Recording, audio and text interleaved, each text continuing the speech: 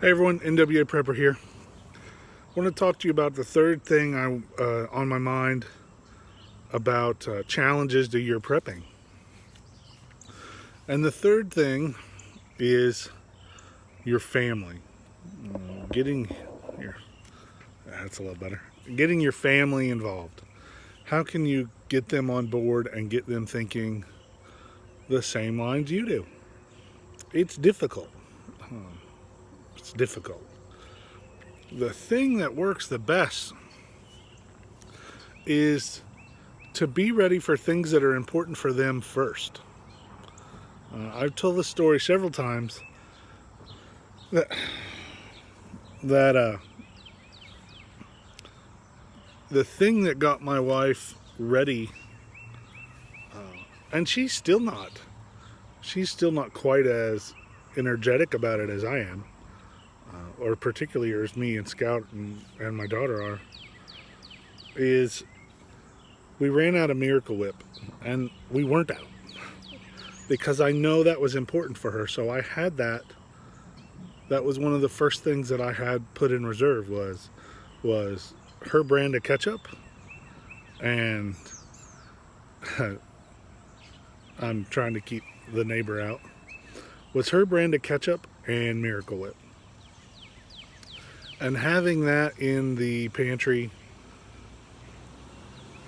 was, particularly over time, she's like, oh, we're out of spaghetti noodles. Why? No, we're not.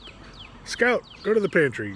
So he goes to the back and he comes up and he has spaghetti noodles. Or he had, you know, the basic things that we eat all the time, with the exception of like, bread and milk. And actually, milk has been one of those current day things because we do have a freezer, which I know a lot of you don't have a chest freezer, but we have a small one.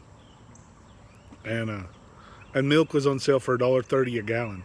So I bought, I don't know, I guess 5 gallons, a gallon that we needed at the house, but then I put 4 in the freezer. And so that's been the right now, this week, blessing that she's liked is she knows we have milk.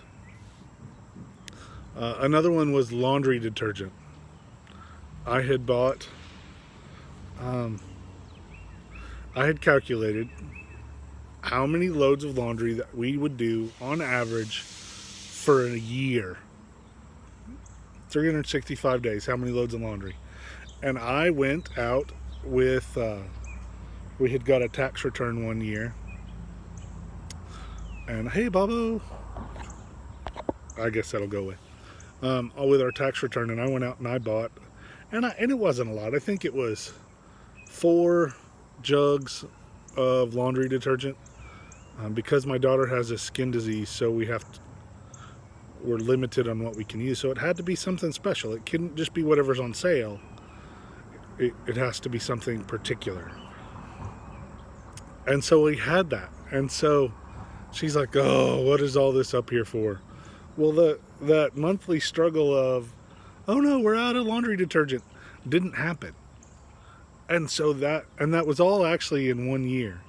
And it only cost me about, I can tell you exactly. I had scrolled away after paying bills. I had $100 bill. And I was so nervous because I'm like, oh my gosh, there's so many things that she's going to want. She's going to want this to go buy, to go out to a nice dinner or whatever I was scared of at the time. This was many years ago, or several years ago, 2009, I think. And I'd kind of been into preparedness or survivalism before that, since the Y2K thing. I wasn't one of those, but right after, I kind of reaped the benefits of people who over-prepared in their minds, not in mine. And so those are the things that made a difference in my family. Is I have the things that they most use. The laundry detergent, toilet paper, and Miracle Whip and ketchup. Those were the things that won my wife over. And then later, a couple years later, I lost my job. And I feel heartfelt to stay in the same career field.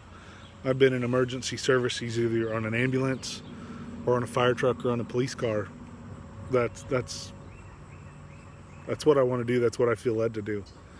And those jobs are often difficult to find. I've been very blessed. God has been good to me. To include when I lost that job, He blessed me so many ways that I can't even tell you all of them. But get away, bug. But through that, so for 2 years, I went without a job. Now I was going back to school for some advanced medical stuff and some emergency management stuff, and I don't know, it's kind of wandering around in my 30s like you're supposed to do in your early 20s, trying to build my career to be better, to be more suited, to get hired. And then things happened and I got in a different career field, only to come full circle and be back in emergency services another couple years later, but through many blessings along the way. And so for that 2 years where money was really, really tight,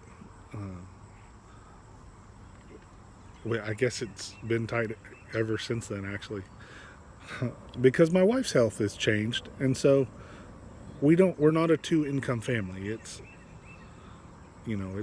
me there, and Mom takes care of the household and the kids, which is a job.